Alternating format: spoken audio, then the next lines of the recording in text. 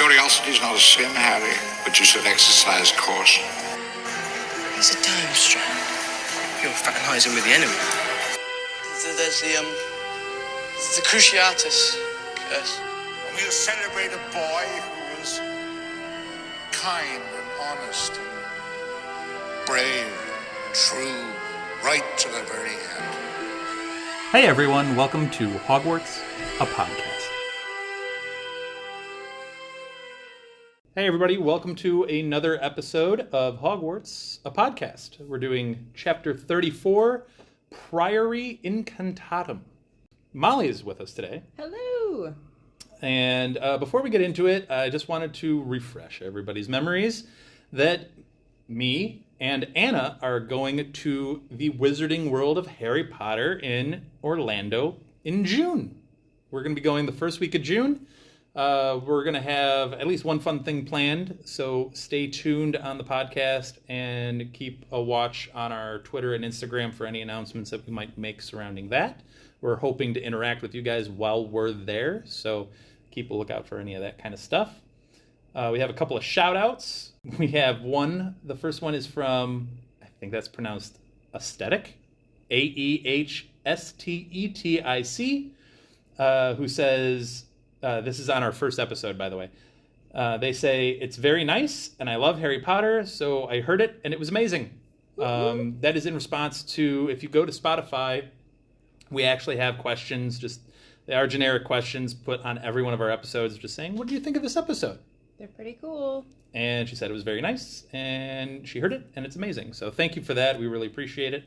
We have, the next one, I swear, is not Mollie. It's not me, I promise. This is from Puppy Girl, who says, this is so cool, oh my god!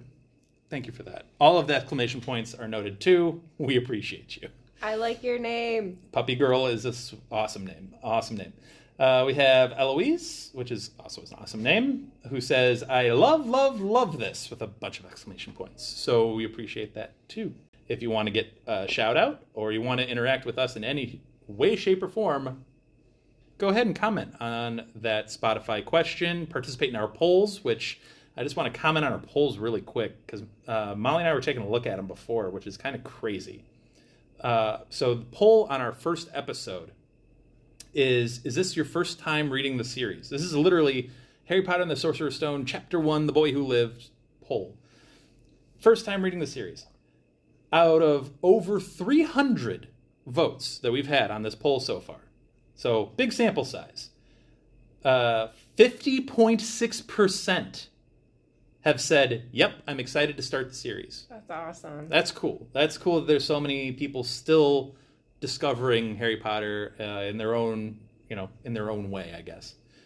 And then listening to us break down the series. Hopefully we haven't spoiled you. We have non-spoiler and spoiler sections. So, and if you like spoilers, then that's great. Listen to our cool conversations that we have. Yeah, 50.6% said that they are excited to start the series. That means 49.4% said, no, I've read this a lot. So, again, over 300 votes, and it's almost split right down the middle, which is nuts to think about. So that's a pretty cool poll. And then the other poll I wanted to mention is, which Hogwarts house do you belong to? This poll is up on our Harry Potter and the Sorcerer's Stone, Chapter 7, The Sorting Hat, because that's appropriate. Which Hogwarts house do you belong to? We have 33% say Gryffindor, 18.5% say Slytherin, almost I'll round up, 26% say Hufflepuff. Woot woot. Yep, and 22% say Ravenclaw. So it's a good mix there, really. You know, we don't usually get a whole lot of Slytherin support anywhere. Yeah. So it's cool that at least 18.5% of you are Slytherin house members. So, yeah. So again, interact with us through Spotify. We have the polls. We have the questions. You could always hit us up on Twitter and Instagram. But Mollie, we have a big chapter ahead of us. Wow. Yeah, we do. There's a lot that goes on. Yeah. And a really brief rundown of it before we get into it. We have Harry being released from the gravestone to start off, because we left off the last chapter with Voldy saying that he wanted Harry to be able to fight, which is an interesting choice. We have the duel itself between Harry and Voldy, which we have a lot to get into there. Yeah. And then we get some surprises for both Harry and Voldy in this duel. So it gets a little interesting, and we have, let's say, at least one nit to pick on the duel. We sure do. So, really quick, what do you think, Molly, on the idea of Voldy releasing Harry from the gravestone to have a fighting chance, quote unquote? I think it's an interesting move for sure. I could see why he would want to do it. You know, I think he wants to show everyone that he is the all-powerful, especially after the last interaction that they had. Right. I like, this is, again, more of the idea of the split personalities within Voldy. Yeah. Because he's almost, obviously, he's dueling to kill Harry Potter here. He's doing it in a game-like fashion, which some would consider a little sadistic, which would play to the crowd that he has. Yeah. But he's also very playful with it. And that he's like, oh, I'm sure Dumbledore would want you to go through all the pomp and circumstance of a duel, observe the niceties, bow to each other, and he, quote unquote, bows. He just ever so gently leans forward, which is just interesting in itself. Yeah. And then he has this line that's just great of bow to death, Harry. Which gets a reaction from his Death Eaters. Again, he's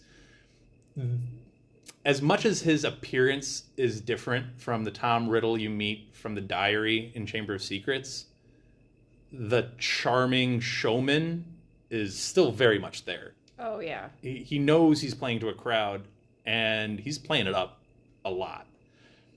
But I love the dichotomy between Harry and Voldy here, because Voldy's trying to assert his dominance, and Harry's continuously defiant of it. He's like, if I'm going to go down right here, I'm not going to go down the way he wants me to. 100%. I might die in one wand strike, one spell, but I'm going to put up as much of a fight as I possibly can. Yeah. And then I really want to get your thoughts on this line coming up here. After, with Voldy kind of taunting him and forcing him to bow and things like that, he ends up taunting, I guess it's a taunt. I don't know if it's a taunt, a sign of respect. There's a lot you could probably do with it. Yeah. But he has this great quote, and the quote is, "Face me, like a man, straight-backed and proud, the way your father died." Yeah. It's a loaded comment for a lot of different reasons. What's your take away from that quote? I mean, this chapter had some feels for me when it came to that, because Harry's literally facing death. Mm-hmm. And the fact that Harry embraces in a way when Voldy does say that, there is this part of Harry where he's like, yeah, I am going to stand up straight and face death like a man, like my father did. And the fact that, sorry, Dan. It's fine. It's a powerful quote. No, just that whole, that whole part just really hit me hard. So for me, this is the first time I've read the series multiple times, but this was the first time I've read this without my father in my life. My dad passed away 2 years ago. So for me, this hit me in a different way, in a more personal way, because I would hope that one day when I have to meet death, I would want to go head on like my dad did. So for me, that was kind of where I came from with this, where I was looking at it through Harry's eyes, where he was like, yeah, you know what? If Voldy's going to get me, he's going to get me, and he's going to have to work for it. Yeah. So, yeah. When I said there are a lot of facets to this quote, that is certainly one of them, that personal touch to it. And obviously, Harry has such a odd connection with his parents in that he doesn't know much about them. He's heard stories told to him about them, or pictures, or the Mirror of Erised. where he sees them, sort of. But this is an interesting choice of words from Voldy. Yeah. Because I think it does two things that hurt his stance. He, like you just said, Right. emboldens Harry, if anything else. And the idea of, like, you're right, I am going to stand up and make my father proud kind of thing, not hiding behind a gravestone or running or anything like that. Yeah.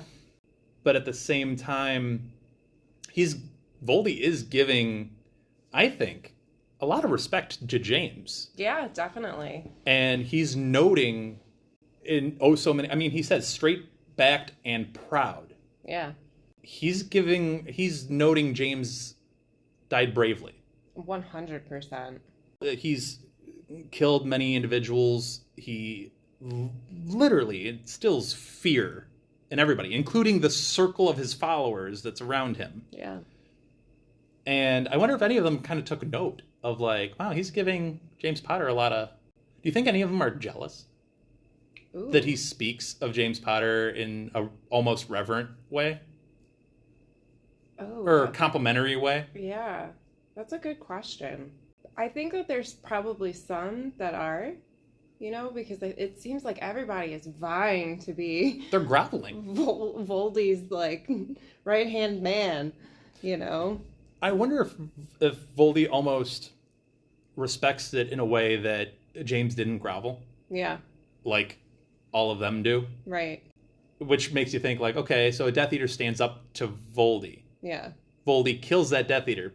But would it be worthwhile for the Death Eater to at least have Voldy think positively of you as he's killing you? Right. You know what I mean? Like, I don't know where the tipping point is. Right. But I also think, too, like, Voldy's had a lot of time to think about that. Like... Yeah, that's true. that whole incident has really impacted him. So I'm sure he's run that scenario through his head multiple times. I just, and I'm sure Anna loves this quote, because this might be arguably the most redeeming thing said of James Potter directly. Yeah. Like this is upfront and boldly positive. I don't know. Obviously, this quote struck both of us in a very meaningful way. Yeah. And I think it's a quote that should just be kind of put to the side of, like, wow, Voldy's making quite the acknowledgement, and Harry's recognizing that and being like, no, Voldy's right. I should stand up. Right. And, make my father proud kind of moment. Because obviously him hearing that was like, well, I'm proud of my father for doing that. So I'm surprised he just didn't lie. Right. And say, like, oh, your father groveled before me before, I killed him or whatever. Right. Which he very easily could have done and gotten another round of laughter from the Death Eaters, whether it was true or not. But it's interesting that he chose to tell that truth. Yeah, and I would definitely say that is definitely one of the more complimentary quotes of James, not coming from the Marauders. A direct friend group. or Yeah. So that's true. So it's just a weird person to get that from. Yeah. That speaks a lot to James. Unless I mean he is trying to go for a reaction somehow from Harry though too. He is trying to draw him out and be like your father. Come face me. Yeah. I mean, he does have an angle here to play. Right. That is true. Yeah. Just a weird angle for him to play. Definitely. Especially, I mean, he calls Lily a fool in, like, the last chapter. Yeah. So, not complimentary of Lily. No. But complimentary of James. So that's interesting. I just don't think Voldy liked women in general anyway, so... I mean, I don't think it's a far-flung idea to call him misogynistic in any way, shape, or form. Not a big fan of mothers.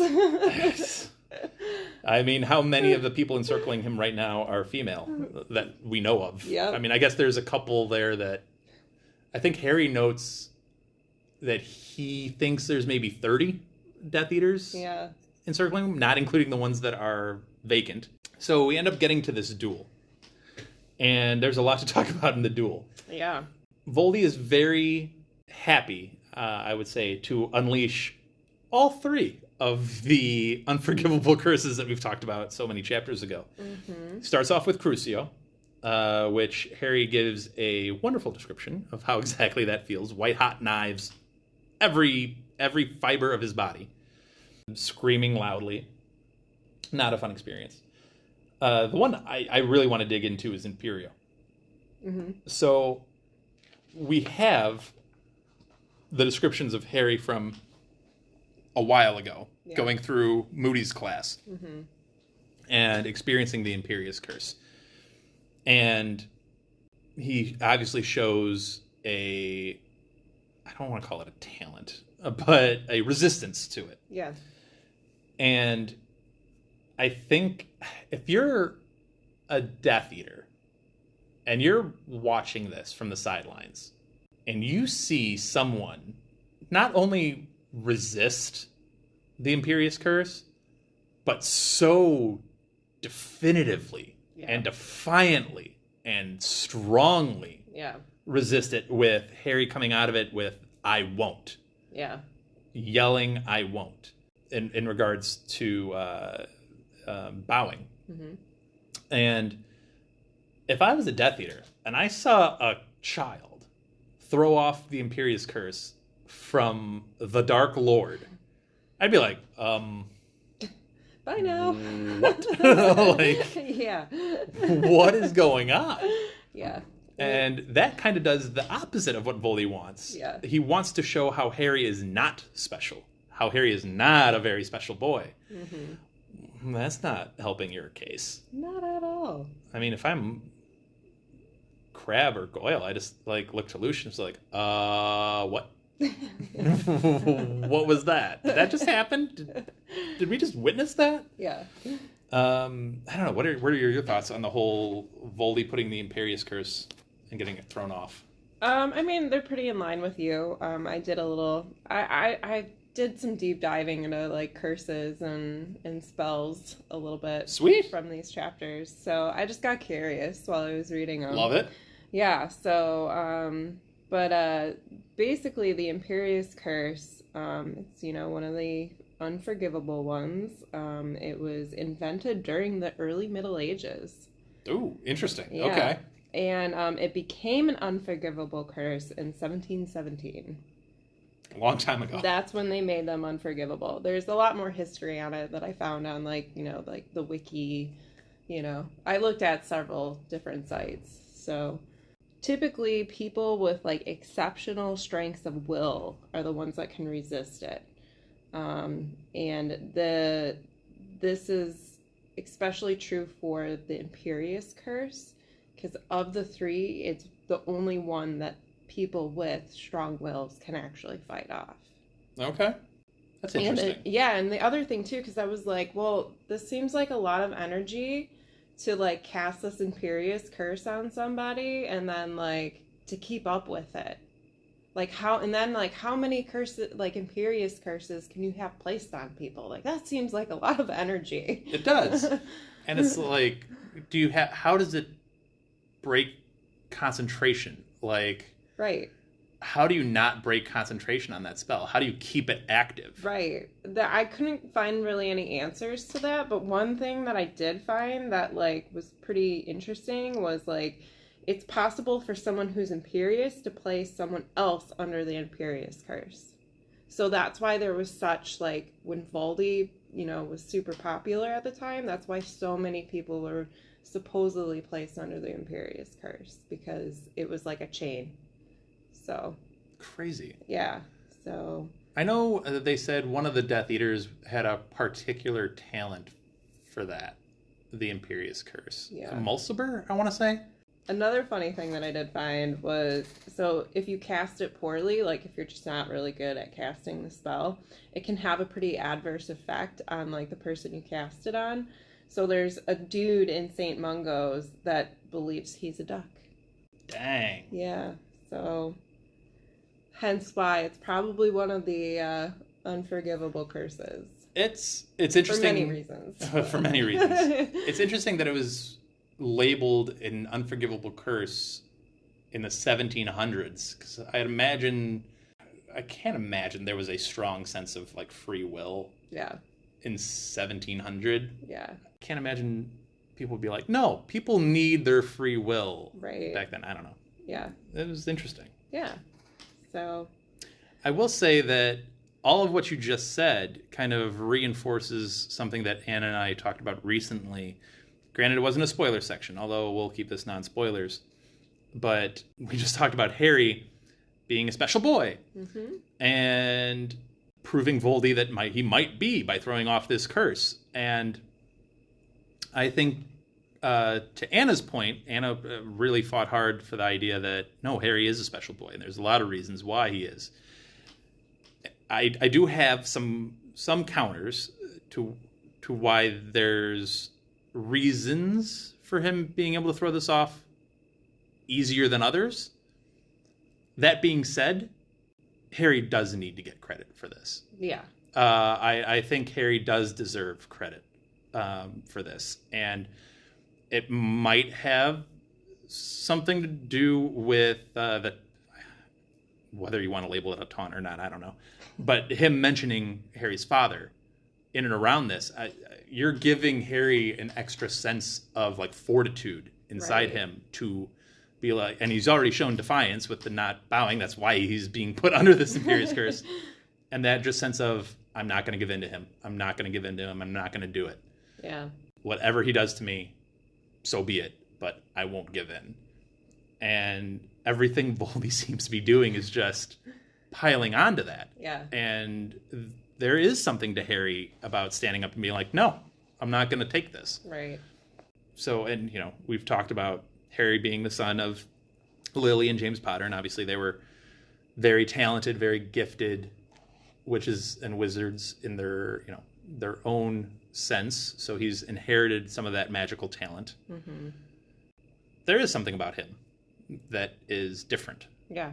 I don't want to pile on Ron, but Ron, I don't think would be as great at throwing. We see that. We see most of his classmates, to be fair to Ron, we see most of his classmates fall under the Imperius Curse and do silly things. Right. And then Harry was the only one that really had this, like, that seems odd. Yeah. Yeah. Why would I want to do that? Why? I do also, too, have the anatomy explanation, the neuroanatomy side of it. Do you really? I do. Oh, let's get it. When I saw this, like, my inner nerd for, what Dan and I do for a living was just like, yeah. I'm excited for this. Let's see. So, the Imperius Curse possibly causes the magically induced partial paralysis of the neocortex and the prefrontal cortex. I love it. The parts of the brain which respectively control conscious thought, logic, and decision-making. This in turn would reduce the victim's capacity for independent thought and make it more receptive to outside influence. This would explain why strength of mind is so vital for resisting the curse, since the act of forcing oneself to realize one's actions are, in fact, not of their own doing when their brain says otherwise would be no mean feat. So do you think, clearly there are no therapists in the wizarding world. Yeah, no. But do you think like some wizard doctor or like psychiatrist back in the day was like, I need to help my patients with like just getting away from reality for a little second or whatever. Right. And let's give him the benefit of the doubt. Let's say he invented this spell. Yeah. With good intentions. Right. Let's give him that benefit of the doubt, although probably doubtful. But let's say he does. And then as all good inventions start out, someone always twists it into a negative or evil connotation. Right. And, that wizard's like, oh, this is not at all how I intended this to go. Yeah, that could have happened for sure. Man. Yeah. That would be some stuff. So that's really cool, actually. Yeah. So I found that on the wiki fandom, I mean, it makes sense. So it tracks. Yeah. I mean, it totally makes sense if you know your anatomy. Go to school for anatomy, kids. So those are the first two of the unforgivable curses that Voldy uses. Yes. Then we get the third, which is the one he loves the most. Yeah. It's Avada Kedavra. The killing favorite. curse. Yep. Which Harry counters with his own favorite spell, the Expelliarmus spell. It's the only spell he could think of. But because, again, Voldy's giving him all of the clues to, like, fill him in. Because I'm sure you've done dueling club at Hogwarts, right? You've done dueling. Dueling club. Snape, Expelliarmus. Yeah. Like, Voldy's, like, feeding him breadcrumbs to be like, defend yourself. Right. Clearly not intentioned, but happening. So, these two individuals launch their specific spells. They connect, and oddly, they turn into, from green and red, into a golden beam of light. Yeah. And the wands, each of their wands, begin vibrating at intense level. And as Voldy is trying to amp up his power levels, the spell gets closer to Harry's end, the wand gets even more intensified vibrating. Harry then figures out, like, okay, I gotta stop this, and summons any bit of will that he actually has to force the spell the other way, which, let's just take a second and acknowledge that this is the Dark Lord, who's got grown men going to their hands and knees to kiss his robes that are on the ground. They're dirty. Yeah. This is a graveyard. Yeah. Dirty robes. Yeah. And he has already thrown off an Imperius Curse and is now literally dueling wand to wand with arguably the greatest dark wizard of all time. His Death Eaters have got to be like, what is happening right now? Yeah. For two reasons. One, what is this weird gold beam of light that then turns into a golden webbed dome of light? They're like, what is this magic? The Phoenix song starts blaring through the dome, which I'm assuming only those two can hear. I'm assuming the ones outside of the dome cannot. Yeah, I would have seen the same thing. And then we get to the interesting stuff. So, here we go. As these wands connected, you get appearances. You get, I love the description of it. It's like a weird hand comes through the wand and just like floats. And which is the silvery hand that Voldy created for Wormtail. You get Cedric Diggory appearing as Harry describes it as either ghost or shadow. He's not sure which, but it's like it seems solid, but also a long way away from like reality, so he's not sure which it is. A ghost, a shadow of a ghost? I don't know. Yeah. But you get Cedric coming through first. You get Frank, Yes. the caretaker of the house from way back in chapter 1.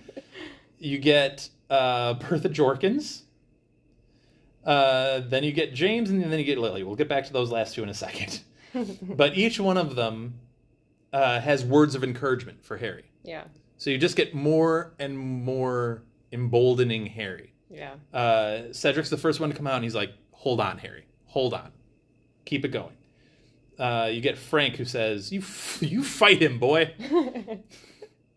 I love it. I don't know Frank's voice, but I just hear grumpy, cranky old man voice coming through. Like, you fight him, boy. Yep. All right. Then you get Bertha, who's the most vocal of them so far, but essentially is like, don't let go. Yeah. Don't let go. Keep fighting. Now, the two interesting ones, not that those three aren't interesting, because of course they are. This is weird and surreal and crazy. But the two real interesting ones come last. You get James coming out first, which we'll comment on in a second. But he says, your mother's coming. She wants to see you. Hold on. Hold on. So he's continuing this hold on theme. And then you have Lily come through.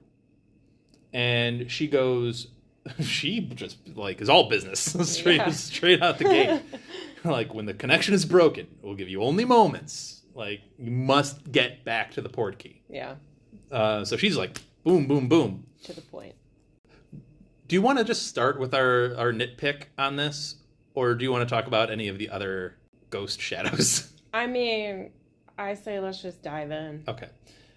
We both have an issue with James coming out first and then Lily. Yeah. Because assuming this is the order of spells that has come from Voldy's wand, right? You get literally the hand that was just done like minutes ago. Right. Then you get Cedric, done also minutes ago. Right. Then you get Frank, then Bertha. Okay, that's an order of events.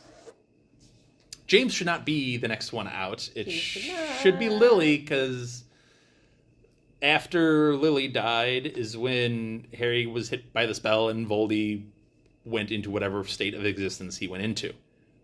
So that's odd. And I get, look, some people are probably rolling their eyes at me being like, but Dan, dramatic storytelling. And I get it. I understand that. But do you really think then that James and Lily are sitting in Voldy's wand just being like, you want to go? Should I go? No, it'd be more dramatic if you went first. Okay, all right, I'll go first.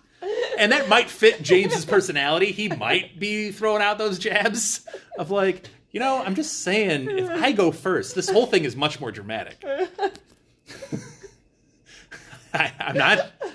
I'm just picturing tiny little James and Lily in Voldy's wand just like having this weird argument. Like, oh, I guess I'll go. I don't know. It's such a married couple argument, even though they're like 21 or whatever they are. Right. But yeah, to circle back. But yeah, the order is wrong. The order is so wrong. The order is wrong. I'm assuming there's magical law in effect here that they can't just figure out on the run. Like, you go first. No, right. I'm assuming there's like a specific order of events. But anyway. Yeah. All right, JK, you get your creative license, I suppose. I guess. It's inaccurate, but I mean. If you're Harry, you're like, what is going on? Yeah. And if you're Voldy, you're saying the same thing, but probably with a couple of not so happy words. No. You're probably like, what is going on right now? He's very frustrated at this point. So as these things are happening, there's a description of his vibe, I guess, and it is a vibe. It's a vibe. Harry notes that Voldy seems to be, quote, livid with fear. Yeah. That is a vibe. That's a vibe. I totally understand the livid part, because none of this is going the way he wanted. No. None of it. And all his Death Eaters can do, granted, he's been shouting at them this entire time, like, do nothing. Mm-hmm. Like, just, this is mine. I can handle this. Do nothing. So they're, like, prowling around the edge of this dome, watching the events. But I feel like the fear comes in, I guess, twofold. One, whenever something happens and he's not sure what it is, he's so confident in his magical knowledge that when something happens and he's not aware of what it is, he's got to be like, what? Like, yeah. How is this even possible? What's happening next? I don't know what's going to happen next, and that bothers him. Right. And then the other part of it is seeing people he's killed come back. Yeah. Probably unsettles him a bit. Yeah. Which I would imagine would unsettle any serial killer. I would imagine so. Just being haunted by the people that you've killed. Yeah, I mean, it's got to be a little scary when you just, coldly and just nonchalantly just kill people, and then all of a sudden, like, hey, we're back. What's up? Like, I find it interesting that it seems to be he can't hear what they're saying to Harry. Right. But he can hear what they say to him, and Harry can't hear what they're saying to him. Yeah. Which I find interesting. Yeah. All of this being done, by the way, let's not forget that the Phoenix song is playing, and what does a Phoenix represent is rebirth and life after death, I guess. So now you're having the Phoenix song going, and all of these, they're not reincarnated, but they're coming back from death. Yeah. To have an impact on the living. Right. Emotionally, mentally, and as we find out towards the end of this, physically. Yeah. Because they do impede Voldy from continuing to attack Harry. Yeah. This is a lot. It's a lot. Like, it's a short chapter, but it's a lot. It's an explosive chapter. What are some of your thoughts on the whole characters coming back I mean, definitely enjoyed seeing. I mean, there was a huge part of me that just enjoyed seeing the fear on Voldy's face when he realized, like, oh, this actually can have an impact on my life and everything. He was definitely Who do you think he was most afraid of coming back? Who do you think like really drove in the oh no part of it? Ooh, that's a good question. I'm sure they all added up to a cumulative effect, but yeah, do you think it was James coming out that he's like, oh no? I think it was James, most likely. I mean, also considering the fact too, like, he's in this situation trying to fix the original situation that happened, and it seems like these factors are coming back into play, and he doesn't know what to do. Yeah. It's such an I know I get such flack sometimes for being like Voldy / Tom Riddle is such an intriguing character. Yeah. But he's such an intriguing character. He's so intriguing. There's so much going on there, and I love it all. Yeah. But yeah, so that's kind of the non-spoiler. Obviously, Harry ends up getting back to after a run through the gravestones, after the ghost shadows distract. He gets a shot in on an unnamed Death Eater, which is kind of a cool thing. Yeah. But they all whiz by. Stunning spells, and Voldy's trying to chase after him, say, stun him, no, he's mine, I got him. The Death Eater's got to be confused beyond belief. If you think Voldy doesn't have a clue what's going on here, yeah, they must be like, what am I witnessing? This kid has stood up to him twice now, 3 times now. Yeah. So with, obviously not birth, but baby version, the Imperius Curse, and now the craziness of the Golden Dome. Yeah. So he gets back to the port key and gets transported away from the scene. Yep. Let's go ahead and get right to the spoiler section. We have a couple of things to talk about. Mollie's got some thoughts on some other chapters. We'll be right back. Kill the stag! All right, so we are back with the spoiler section of chapter 34, Priori Incantatem. And Mollie has some thoughts on that whole thing. I guess we didn't mention the whole Golden Dome thing is Priori Incantatem. Yeah. That's why the chapter title is what it is. Yeah. Should have probably said that in the non-spoiler. Yeah. Whatever. Before we get into some of Mollie's deep dives and thoughts on other chapters, I wanted to double back on the idea of Harry as a Horcrux really quick. And with Harry as a Horcrux, twofold. One, that's what I was alluding to in the non-spoiler of like, I have some other thoughts as to why he's able to throw off the Imperius Curse. But I've said those before, and I don't want to diminish the fact that I think this was a lot of Harry in this chapter. As much as that piece of soul is a part of him, I think Harry really demonstrates a lot of his own fortitude in this, and I think you're pointed to that specifically by the mention of his father and seeing Cedric and seeing people he cares about ahead of him, almost revitalizing him and being like, no, I need to do this. Yeah.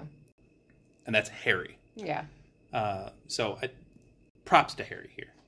Look at me. I'm saying it. Props I can't believe it. I can't believe it. I know. Also, but the other thing I want to mention really quick about him being a Horcrux is the idea of him here in the graveyard scene. And then when we see him again enter the forest in Deathly Hallows, his mindset, 100%, like 180-degree difference. Yeah. Here, defiant. I will not let Voldy do this. I will not let him just run me over without a fight of some kind. Right. And then the forest, he's like, I'm specifically going here not to fight. Yep. He can do whatever he wants because it needs to happen. Right. There's a lot there. There is. There's like maturity differences, yes. Point of view differences, yes. Circumstantial differences. Knowledge differences. I mean, there's so much going on. Yeah. But it just caught me as I was reading this chapter when you take those two scenes and put them side by side, because they're essentially the same. You're going to fight Voldy, and your intention is he wants to kill you both times. Right. But your mindset has now changed. Yeah. Obviously, he has a lot more information by that time he goes into the forest than he does here. Thanks, Dumbledore, for that. No, he's a 14-year-old kid here. Like, come on. But it just struck me as like an just interesting parallel kind of draw between the two. Yeah. So I don't know if you had any kind of thoughts on those, but... I mean, I think that's pretty accurate. I do think that just because he's kind of a Horcrux, that doesn't mean Harry is not a special boy. No. Still very special. He's a very special boy.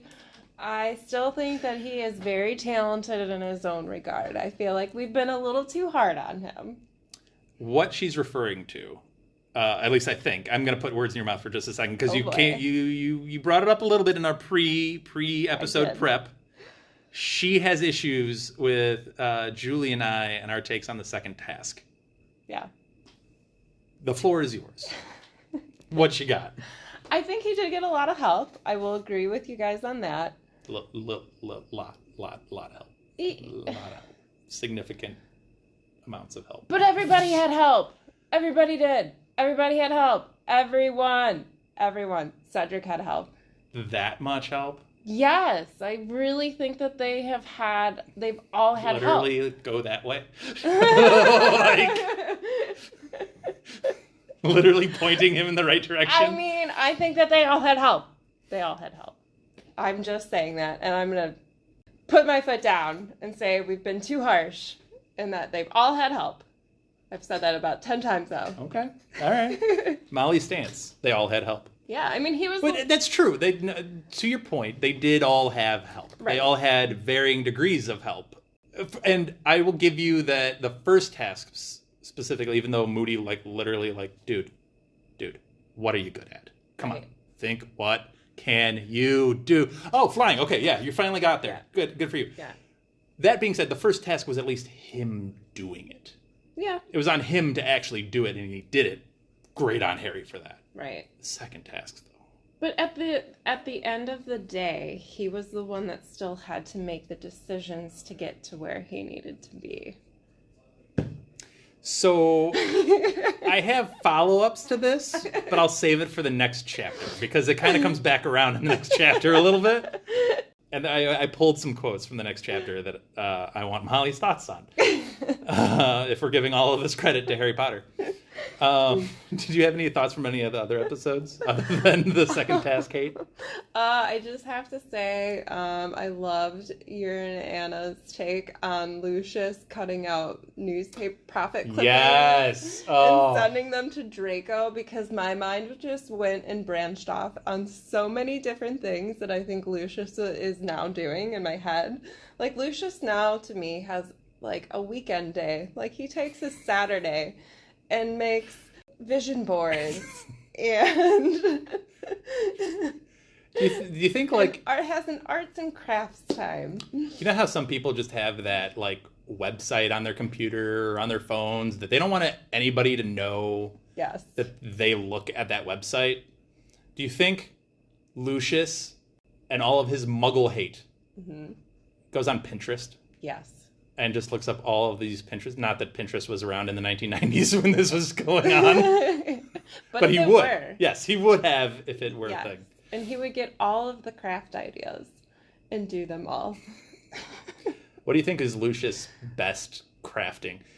So you mentioned vision boards. We mentioned collaging. Ooh. Crocheting. Do you think he's a big crocheter? I don't think he's a crocheter. I think he sticks mostly to the paper arts. You're a big knitter. Yes. Do you think he would be up to your level of standards? I think Dumbledore would. That's fair.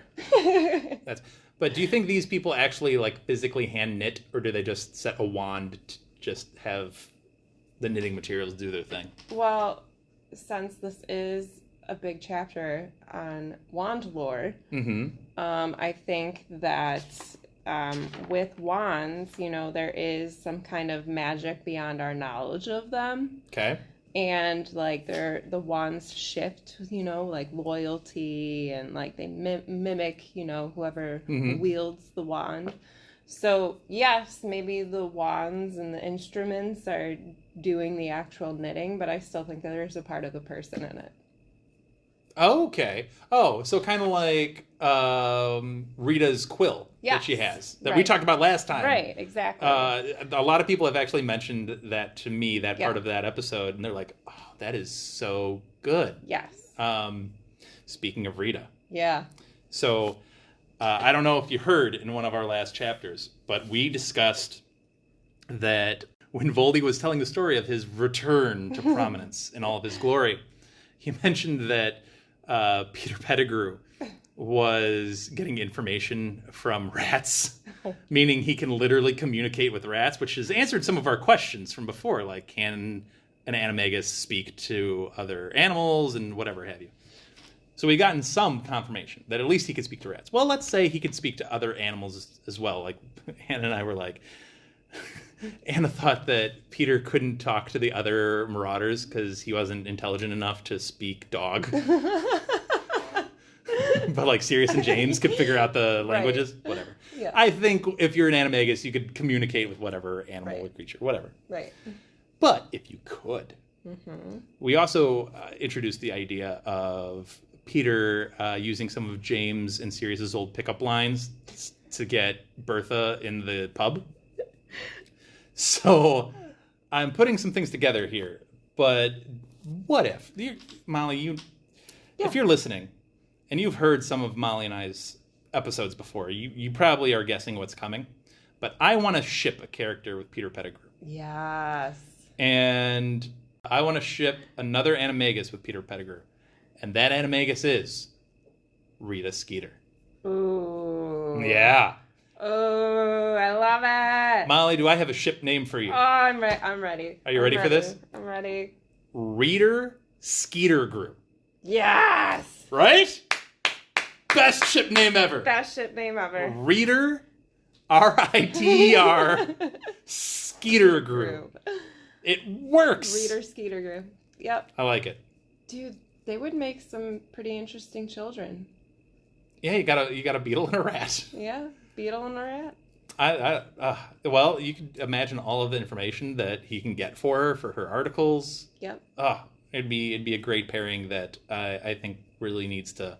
I know you wanted to have some thoughts on the. I don't know if you prepared any thoughts on the Yule Ball, but I know you were ready to comment on it if needed about all of the possible relationships and teen drama that the Yule Ball provided. I mean, I wish I could go into beetle form to watch all of that happen. All of the teen awkwardness? Oh, yeah. That had to be just awesome. I read a fan theory recently, like in the last couple of days, honestly. Yeah. And I don't know if you've seen this, that there's a dark twist on the Yule Ball. Ooh. That the proprietors of the Triwizard Tournament, the judges and those putting on the tournament, actually used the Yule Ball as just a means to pick out who was important to the champions, thus picking them for the second task in later February. For example, Hermione and Krem hit it off. They had a really good time. Right. Great. So she's the only thing close to Krem. Right. Awesome. Done. Well, Harry had a date too, but that didn't go so well. He ended up spending most of the night with who? With Ron. So that's who they picked for him. The weird part about it is Fleur and her sister. Because in theory, considering all of the fun that Fleur had with Roger Davies in, where were they? In one of the bushes or something like that? I forget where it was. You'd think they would have picked him, but clearly they did not. So that's where it kind of falls apart a little bit. But I thought that was an interesting fan theory, the darker side of the Yule Ball. I like that. It makes sense. Yeah, right? Yeah. So there's some Yule Ball thoughts for you. Yeah. What else we got? There was one other thing that we had in a previous chapter that I kind of wanted to get your thoughts on a little bit. There was a quote from a chapter that Anna and I were on that we neglected to discuss because we got on tangents, as you do, doing this podcast. And the quote is about the missing 6 Death Eaters in the circle as Voldy was going through the roll call, if you will. And the quote is, "And here we have 6 missing Death Eaters, 3 dead in my service. 1 too cowardly to return, he will pay. 1 who I believe has left me forever, he will be killed, of course. And 1 who remains my most faithful servant, and who has already re-entered my service." So he leaves it vague. He doesn't name names. We're going to try to name names. So let's start out with the easier ones first. The most faithful servant who has already returned to his service, I believe, is Barty Crouch Jr. Yeah, I would say so.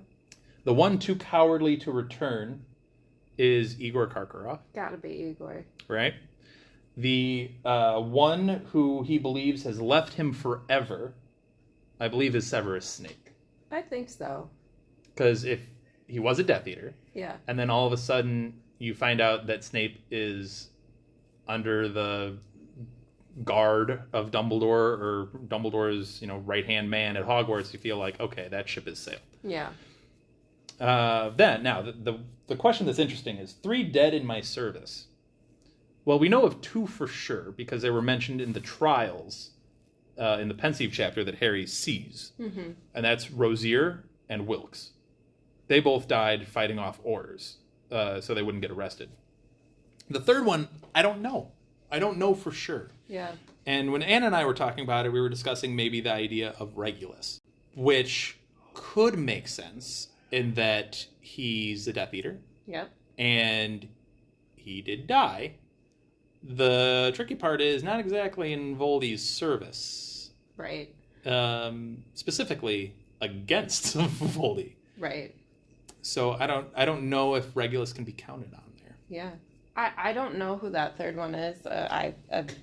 I'm gonna throw Anna in the ring for that. 1 too cowardly to return, he will pay.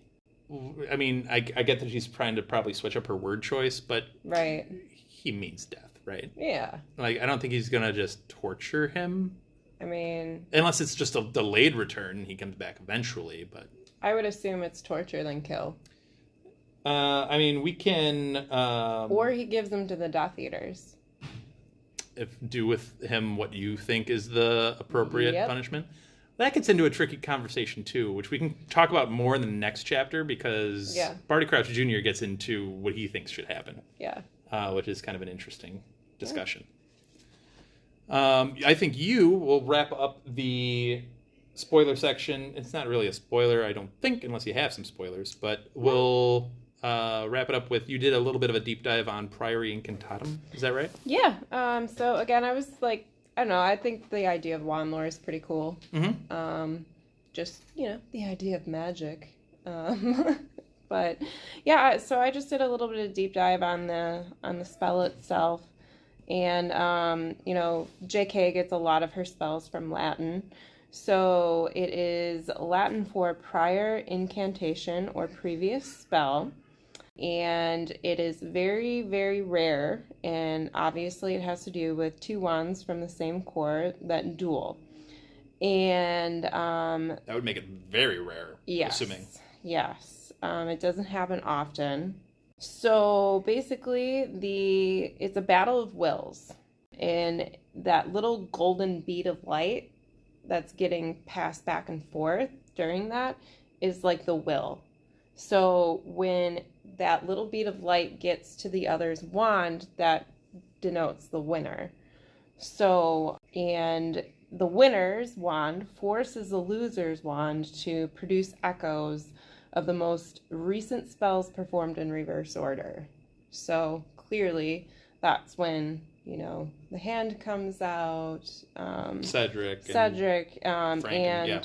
And also, too, they mentioned, like, the echoing screams of pain. That is in relation to the Cruciatus Curse. So when his wand is screaming... Yes. It's the Cruciatus Curse that comes through. Interesting. Yeah. Let me ask you this. Why do you think Harry's will is stronger than Voldy's in this moment?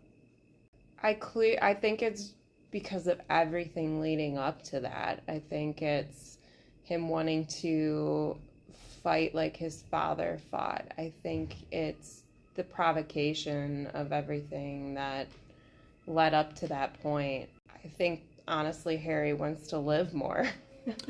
Yeah, no, I agree with you on all fronts. Yeah. I think the idea of willpower is an immeasurable thing. Yeah. So the fact there's a 14-year-old child who hasn't really accomplished much, at least in comparison to a fully grown wizard who's known as the Dark Lord, Yeah. doesn't matter. Right. Because willpower is an intangible characteristic. Right. And everything that you said about Harry it's important that Voldy mentions his father first. Right. In a respectful tone. Right. At least we're interpreting it as a respectful tone. Mm-hmm. And then everything else comes from that. And his will to live ends up being stronger than Voldy's will to kill him. Right. Plus, too, we don't know either, like, what those shadows are saying to Voldy.